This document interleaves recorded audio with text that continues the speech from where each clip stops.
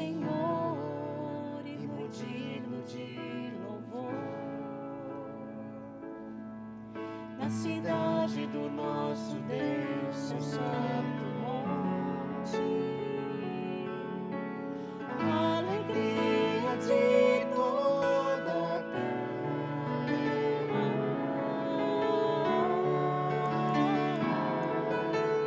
Grande é o Senhor em quem nós temos a vitória, que nos ajuda contra o inimigo. Por isso diante dele nos prostramos.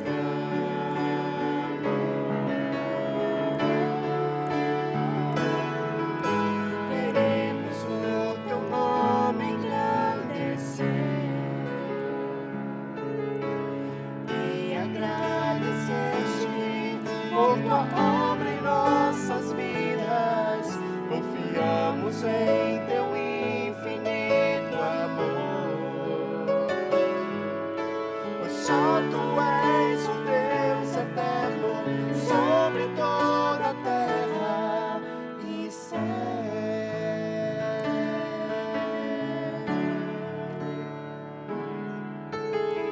Grande é o Senhor e muito digno de louvor. Na cidade do nosso Deus, seu santo monte, a alegria de toda a terra.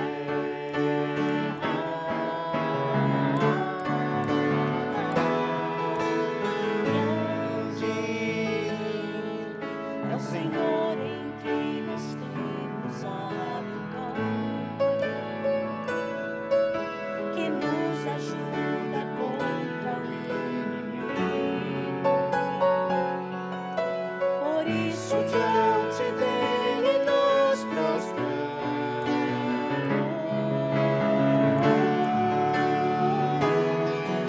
Queremos o teu nome engrandecer e agradecer-te por tua obra em nossas vidas. Confiamos em teu infinito amor,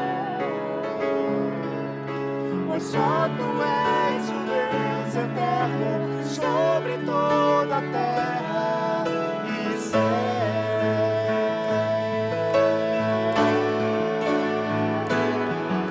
Queremos o teu nome engrandecer e agradecer-te por tua obra em nossas vidas. Confiamos em teu infinito amor, só tu és o Deus eterno sobre toda a terra e céu.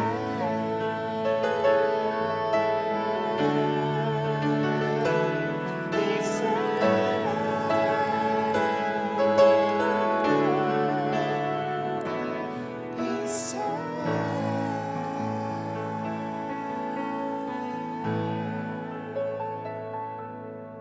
Amém. Boa noite, irmãos. Vamos então iniciar o nosso culto de adoração ao nosso Deus. Eu quero convidá-los para abrirem as suas Bíblias no livro de Efésios, capítulo 4, o verso 1. Efésios 4 e verso 1, diz assim a palavra do Senhor: Rogo-vos, pois eu, o prisioneiro no Senhor, que andeis de modo digno da vocação a que fostes chamados. Versículo 2: Com toda humildade e mansidão, com longanimidade, suportando-vos uns aos outros em amor, esforçando-vos diligentemente por preservar a unidade do Espírito no vínculo da paz. Há somente um corpo e um Espírito, como também fostes chamados numa só esperança da vossa vocação. Há um só Senhor, uma só fé, um só batismo, um só Deus e Pai de todos, o qual é sobre todos e age por meio de todos e está em todos. Paulo aqui chama a sua igreja para se tornar uma unidade na fé, no que está crendo, no que está fazendo ao Senhor. Sabemos que estamos hoje divididos nessa reclusão social, mas podemos continuar servindo ao Senhor corretamente, batalhando juntos na nossa vida cristã, defendendo uns aos outros no amor de Cristo, sendo amáveis uns aos outros, sabendo respeitar os limites uns dos outros, as necessidades que cada um tem. Vamos manter nosso respeito uns aos outros, irmãos. Vamos manter a nossa unidade na fé, no amor, porque temos um só Espírito. O Espírito Santo que habita em mim, habita no meu irmão também. A mesma sabedoria que Deus dá a ele, dá a mim também. Então, vamos ser pacientes uns com os outros. Vamos manter a nossa unidade, tá bom? Vamos orar. Obrigado, Pai, por este tempo que vamos passar juntos, louvando ao Senhor. Esse tempo que vamos juntos cultuar ao Senhor como igreja, nas nossas casas. Que o Senhor possa abençoar a cada um dos teus filhos e que o teu Espírito Santo que habita em nós nos faça realmente vivermos isto a cada dia, de termos uma unidade no Senhor, de trabalharmos juntos no serviço do Senhor, de juntos trabalharmos para a expansão do teu Evangelho para as pessoas que não te conhecem. Abençoa cada um individualmente, receba os nossos louvores, ó Deus, e que este culto glorifique e exalte somente ao Senhor. É o que nós agradecemos e pedimos em nome de Jesus. Amém.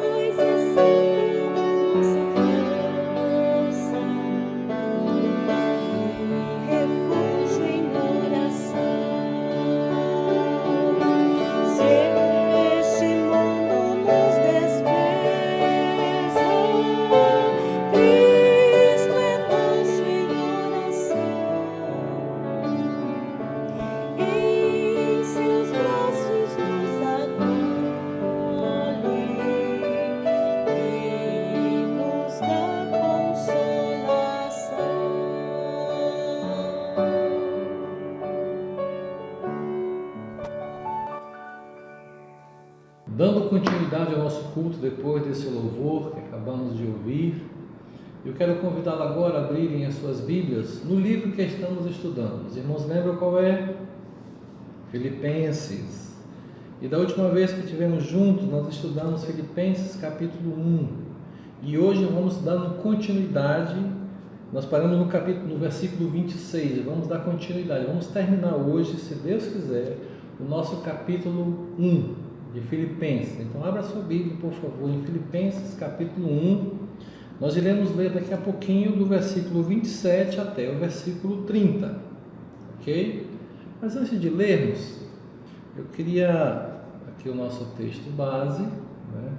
Eu queria fazer uma pergunta. Quantos de vocês gostam de esporte?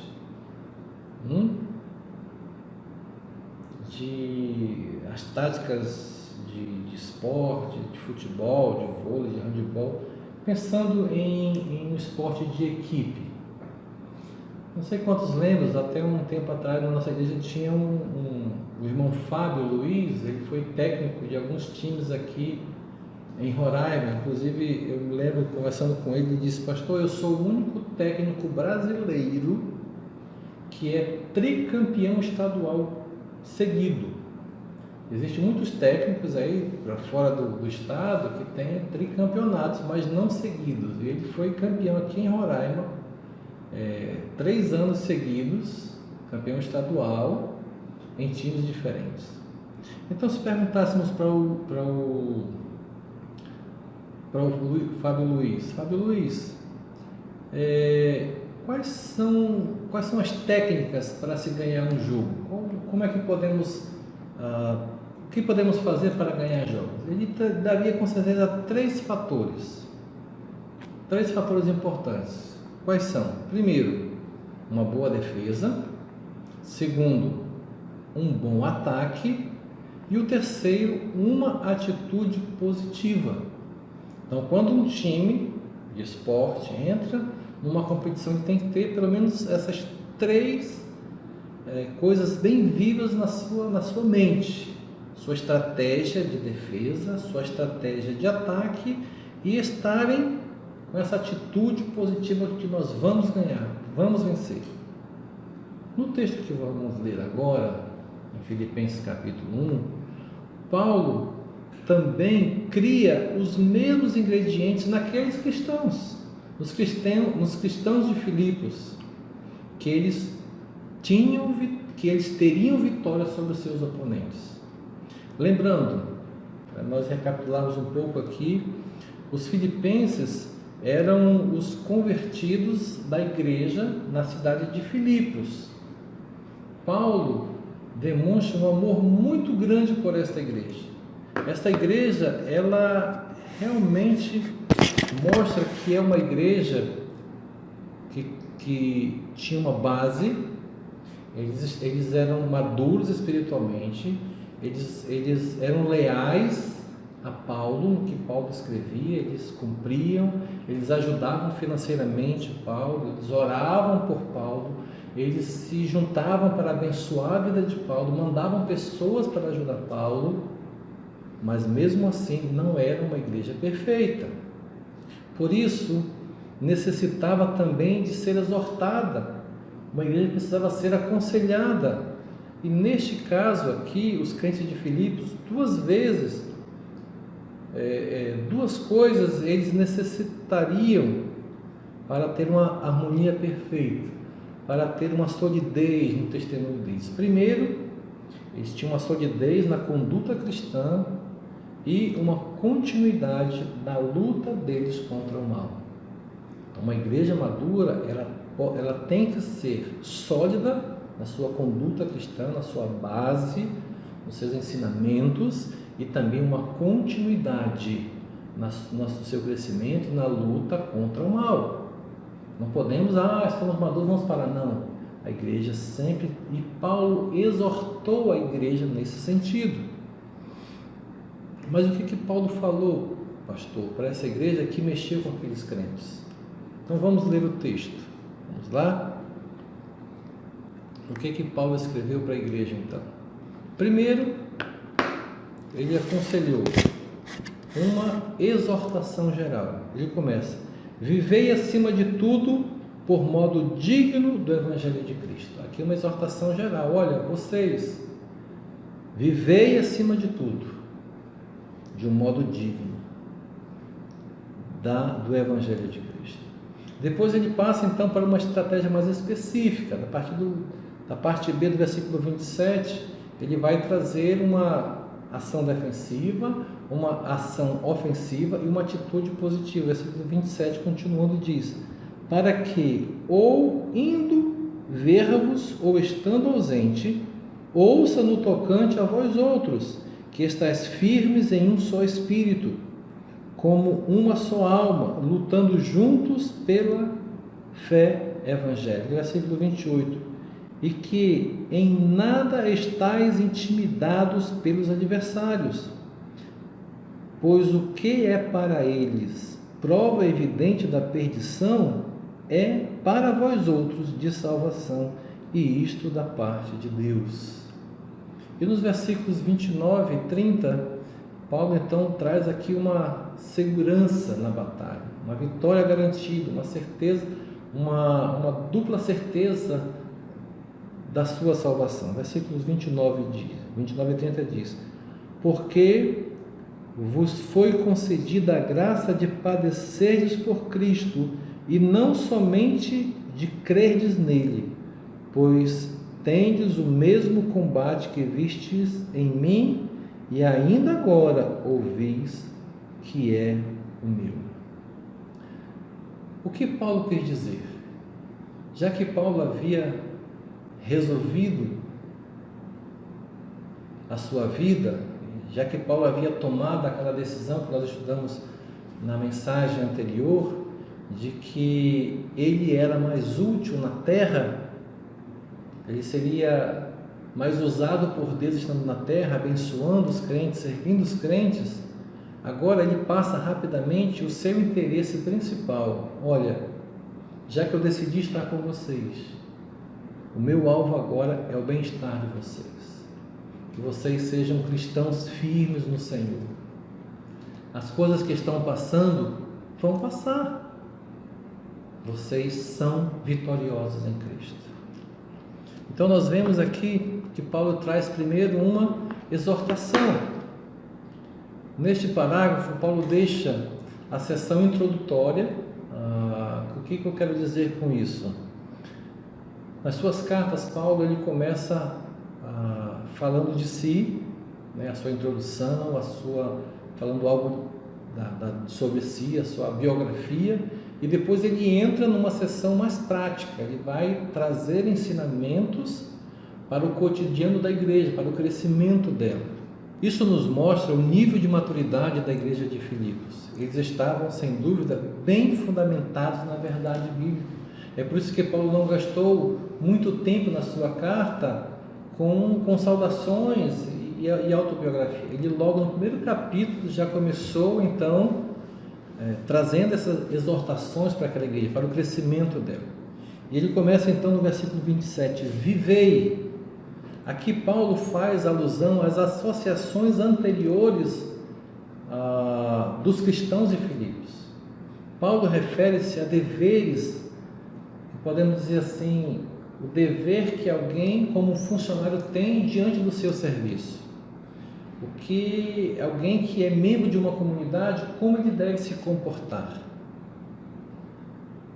Viver como é o necessário, é o recomendado para as pessoas viverem. Realizar os deveres como bons cidadãos.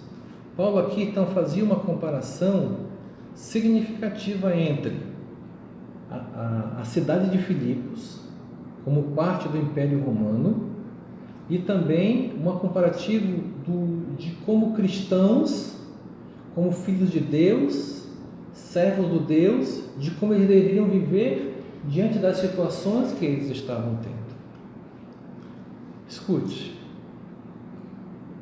Filipos, a cidade de Filipos era uma colônia romana. E todas as colônias romanas, elas viviam com todas as tradições que eram da cidade de Roma. Então eles sempre eram levados a viver como se estivessem em Roma. Por exemplo, eles falavam latim, eles se vestiam roupas latinas, eles davam aos seus magistrados os títulos latinos, eles insistiam obstinadamente em que eram romanos, apesar de estarem longe de Roma. Aqui em Boa Vista nós temos algo parecido, né? Aqui existe os irmãos conhecem o CTG, o Centro de Tradições Gaúchas. Pelo que eu ouvi, lá eles vivem como se estivessem lá no Rio Grande do Sul, lá na terra de onde vieram os pais, de onde vieram muitos deles, as roupas, as danças, as comidas. Então eles estão aqui em Roraima, mas em algum tempo, em algumas reuniões, eles vivem como se estivessem lá. As festas, as cavalgadas, coisas que eles fazem lá. Só que em Filipos, pensando na cidade de Roma, eles viviam isso no dia a dia. Eles viviam como se fossem romanos morando em uma cidade distante. Então eles insistiam obstinadamente em que eram romanos, apesar do longe que pudessem estar de Roma. Paulo diz, portanto, o seguinte: olha, tanto vocês como eu conhecemos perfeitamente bem os privilégios e as responsabilidades de um cidadão romano. Vocês conhecem perfeitamente bem como até em Filipos, tantos quilômetros longe de Roma, vocês devem viver e agir como se estivessem em Roma. Essa é a tradição romana. Pois bem, Paulo está dizendo, vocês lembrem também que vocês têm um dever mais alto que este. Onde vocês estiverem, vocês devem viver como é digno de um cidadão do reino de Deus. Vocês jamais devem se esquecer dos privilégios e das responsabilidades de um cidadão do céu. Não de Roma, mas sim do reino de Deus. De modo que os cristãos, nós também hoje em dia podemos dizer, devemos sempre lembrar o reino ao qual nós servimos. Qual é a nossa conduta diante das coisas que acontecem ao nosso redor? Vivei acima de tudo de modo digno do Evangelho. Vivei de modo digno do Evangelho. Paulo aqui, irmãos, ele apela para uma mentalidade familiar, cultural e emocional. Vocês são leais às suas cidades, ao seu país? Dizia Paulo. Então sejam muito mais leais a seus companheiros cristãos. Sejam muito mais leais ao reino de Deus. Sejam muito mais leais ao Senhor, como cidadãos do céu, embora morando aqui na terra. Vivei acima de tudo, por modo digno do Evangelho de Cristo. Paulo, irmão, sempre exortava em suas cartas os cristãos, lembrando das suas responsabilidades. Efésios capítulo 4, verso 1, nós lemos no começo, diz: rogo-vos, pois eu, prisioneiro do Senhor, que andeis de modo digno da vocação a que fostes chamados. Em Colossenses capítulo 1, verso 10 diz: a fim de viver de modo digno do Senhor, para o seu inteiro agrado, frutificando em toda boa obra e crescendo no pleno conhecimento de Deus. 1 Tessalonicenses 2:2 diz: exortamos, consolamos e admoestamos para viverdes por modo digno de Deus, que vos chama para seu reino e glória. Então Paulo sempre chamava a atenção dos seus ouvintes, dos leitores das suas cartas: vivei de modo digno do Evangelho de Cristo. A partir da parte B do versículo, ele traz então uma exortação específica. Após essa exortação geral para todos, Paulo traz uma exortação específica aos problemas que estão passando os cristãos ali de Filipos. Ele troca de metáfora, então ele afasta a alusão à cidadania e apela agora para o conhecimento das competições atléticas. Então ele fala: estais firme em um só espírito, uma ação defensiva. Todo time que deseja competir precisa ter essa estratégia bem definida. Os adversários que avançam, eles têm que ser detidos, eles não podem fazer ponto, não podem fazer gol. Então a igreja do Senhor Jesus Cristo, como a igreja de Filipos, como a nossa igreja também, ela tem que criar essa estratégia defensiva. Nós temos que estar em um só espírito, olhando para a mesma verdade, cumprindo o mesmo princípio bíblico. Não podemos ter pessoas que creem de uma forma, outras que creem de outra. Não, temos que ser de um só espírito, irmãos. Paulo aqui encoraja os cristãos de Filipos a estarem firmes em um só espírito contra os seus adversários, os adversários do Evangelho de Cristo. Uma cooperação da equipe inteira de cristãos, unidos num só pensamento. Não podemos achar, porque eu acho que eu devo agir dessa forma, eu acho que o crente tem que ser assim, e cada um vai vivendo. A igreja de Cristo não pode ser assim. Temos que ter o mesmo direcionamento, o mesmo espírito. Juntos, irmãos, nós temos que tomar uma posição bem definida. Esta posição deve ser em um só espírito, em uma só direção, baseado em uma só fé, uma só verdade, uma só doutrina, para servirmos ao Senhor como igreja corretamente. Além dessa ação defensiva, Paulo também traz como uma só alma lutando juntos, agora uma ação ofensiva.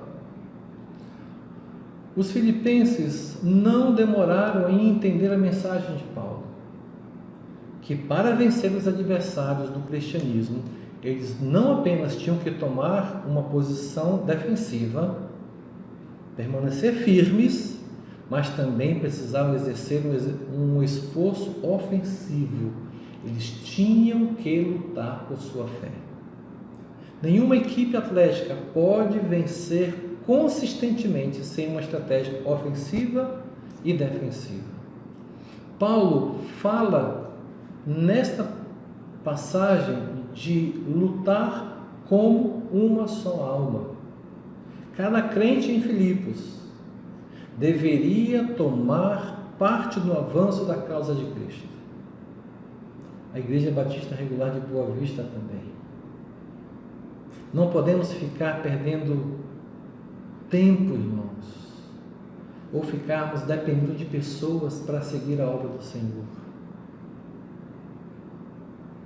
Porque é o irmão que se destaca nisso. Não, a igreja tem que se unir como uma só, como uma equipe, um grupo, e trabalhar para o Senhor, levar o Evangelho para as pessoas. Não pensar muito em nós, na nossa comunhão, mas sim em pregação do Evangelho. É importante comunhão? Sim, mas não podemos perder tempo com isso, no sentido de gastar dinheiro com isso, de gastar coisas que não vão edificar as nossas vidas e não vão salvar pessoas. Se podemos fazer um tempo de comunhão, vamos fazer, mas com uma finalidade evangelística. Vamos estudar a palavra de Deus, pregando o Evangelho. Não podemos ficar simplesmente só comendo, indo para a igreja e tal. Não, vamos trabalhar juntos como igreja, pregar o Evangelho, cumprir o ID de Cristo a cada dia, irmãos. No fim, Paulo, como um bom treinador, ele sabia que uma boa estratégia contra as forças de Satanás deveria conter mais que habilidades e determinações. E ele no final então diz, para a terceira parte, não está intimidados. Ter uma boa atitude. Uma equipe atlética deve ter uma atitude positiva e uma boa e grande atitude para ter vitórias. Paulo, como um bom treinador, já falamos aqui, vou repetir, sabia que uma boa estratégia para as forças de Satanás deveria conter mais que habilidades e determinações. Paulo mostrou que era preciso também uma atitude de confiança, não nos esforços humanos, mas no Senhor Jesus Cristo. Mas no Senhor Jesus Cristo. No fim da carta, ele dá um valoroso testemunho disso. Efésios 4 e 13. Tudo posso naquele que me fortalece. É no Senhor Jesus que temos que nos unirmos. É no Senhor que devemos colocar em prática a nossa ofensiva cristã, a nossa defesa da fé. É no Senhor Jesus Cristo. Paulo diz: não se deixem intimidar por seus adversários. Vocês vencerão. Não importa o resultado, nós já somos vencedores em Cristo Jesus, irmãos. Temos que nos unir para levar o Evangelho, para nos firmar na palavra. Qual vai ser o resultado disso? Deus vai ser glorificado. A igreja unida vai glorificar ao Senhor. Irmão, Paulo era um grande exemplo do que ele falava. Diz: não se deixe intimidar por seus adversários, vocês vão vencer. Voltando no capítulo 1 de Filipenses 1:20, ele diz: segundo a minha ardente expectativa e esperança, de que em nada serei envergonhado, antes, com toda a ousadia, como sempre também agora, será Cristo engrandecido no meu corpo, quer pela vida, quer pela morte. Então Paulo queria que eles, aqueles crentes, tivessem a mesma ousadia e coragem de exaltar a Cristo com seus corpos, não importassem o preço que eles teriam que pagar. E eu conclamo também a IBRBV a se unir no Senhor com um só espírito, lutando juntos, não estando intimidados, irmãos, para pregar o Evangelho, para passar isso adiante. Dificuldades todos nós passamos, a igreja passa por dificuldades, mas devemos nos unir para levar isso para as pessoas, levar o Evangelho para as pessoas, levar Cristo para as pessoas, levar a salvação a elas, dar a elas a oportunidade de se converterem a Cristo, investir os nossos recursos nisso, isso é que importa. Não é o conforto, não é o bem-estar. Claro que isso é importante, não estou desmerecendo, por favor, me entendam, mas devemos levar a nossa visão para missões. Este é o papel da igreja, trabalhar para que outros ouçam o Evangelho de Cristo, investir a maior parte dos nossos recursos nisso, irmãos, isso é importante. E a terceira parte, a partir então dos versículos 29 e 30, temos aqui uma segurança na batalha, uma luta de vida ou morte. E uma coisa que nós aprendemos com Paulo é que, apesar da luta, a vitória já é garantida. Paulo passa da metáfora de lealdade política à lealdade atlética e agora ele vai para o campo da batalha. Assim como o general dá aos seus soldados a certeza da vitória, Paulo passa aos irmãos da igreja de Filipos a certeza da vitória suprema em Cristo Jesus. Versículo final do 28 diz: pois é para que eles, prova evidente da perdição, é para vós outros de salvação, e isso da parte de Deus.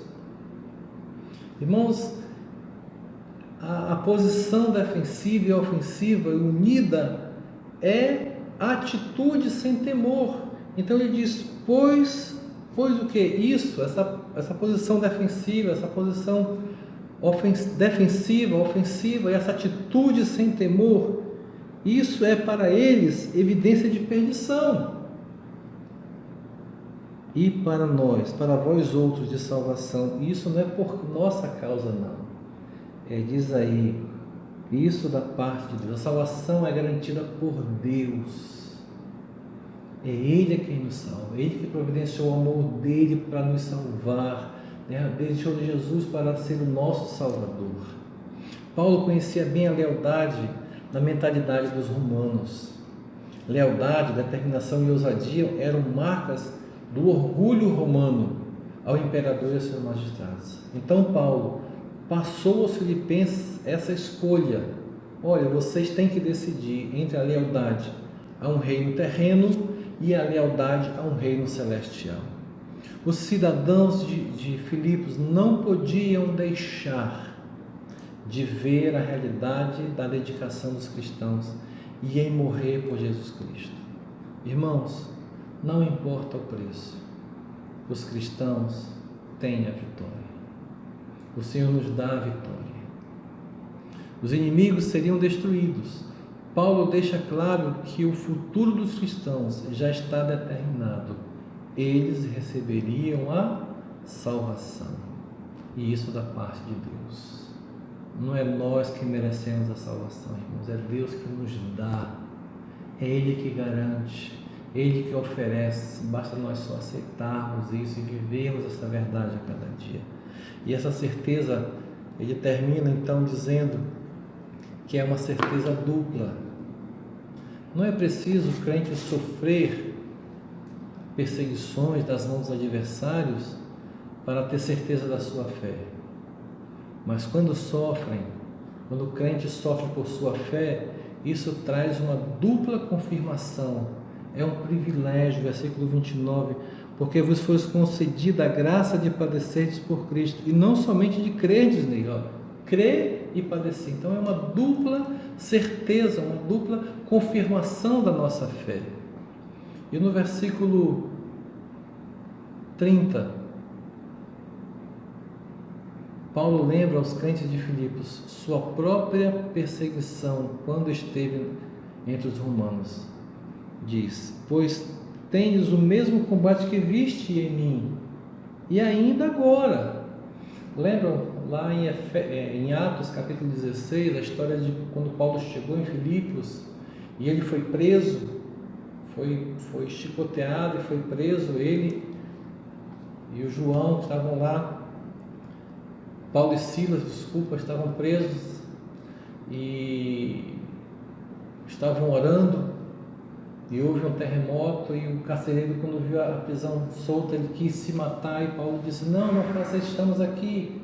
Então ele perguntou para Paulo: o que eu faço para ser salvo? E Paulo usou a frase que é usada em muitas mensagens hoje: crê no Senhor Jesus Cristo e será salvo tu e a tua casa.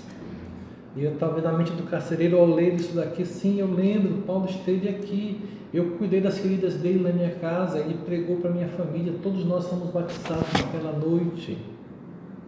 Então Paulo traz à mente deles: olha, tendes o mesmo combate que viste em mim, o que eu sofri lá, eu ainda estou sofrendo hoje, eu estou preso aqui, mas tudo isso por causa da pregação do Evangelho. Paulo conclui esse parágrafo lembrando aos filipenses: vamos ficar firmes, vamos continuar pregando o Evangelho. E ele nos traz à mente aqui o versículo 12 do capítulo 1. Quero ainda, irmãos, cientificar-vos de que as coisas que me aconteceram têm antes contribuído para o progresso do Evangelho, e de maneira que as minhas cadeias em Cristo se tornaram conhecidas de toda a guarda pretoriana. Então, a pregação do Evangelho continua sendo levada. E queremos concluir aqui, irmãos, falando o seguinte: primeiro, somos alcançados pelo Evangelho da graça de Deus. Então, como servos de Cristo, como sua igreja, somos canal de Deus para que as pessoas saibam do Evangelho. Podemos nos unir e levar essa verdade à frente, irmãos. Segundo, a principal preocupação de Paulo com os filipenses era que eles vivessem a unidade entre os crentes, como uma consequência essencial do Evangelho. Se unir é normal, os crentes têm que se unir, não importa o que acontecesse, não importa o que eles tinham que viver, eles têm que viver de modo digno do Senhor. Versículo 27, vivei acima de tudo de modo digno do Evangelho. Vivam isso a cada dia, meu irmão. Viva ao Senhor, sirva ao Senhor, e que Ele aplique a sua palavra nos nossos corações. Vamos orar. Graças te damos, ó Pai, por essas verdades. Graças te damos pelo teu amor, pela tua direção, e que esta palavra realmente encontre lugar no coração da tua igreja. Que a tua igreja possa se unir a cada dia em um só espírito. A igreja possa se envolver cada vez mais em defender a nossa fé, no que nós cremos, na Tua Palavra, e possamos unidos ir ofensivamente pregar o Evangelho para as pessoas que não Te conhecem, que possamos investir nisso a cada dia. Ajuda a igreja com os crentes aqui servindo ao Senhor a cada dia para servir as pessoas que precisam ouvir o Evangelho. Abençoa-nos a cada dia, Deus. É o que nós pedimos agora e agradecemos em nome de Jesus, nosso Salvador. Amém. Meus irmãos, uma boa noite. Que a graça do nosso Senhor Jesus Cristo, o amor de Deus Pai e as consolações do Espírito Santo estejam com cada um de vocês agora e para todo sempre. Deus os abençoe.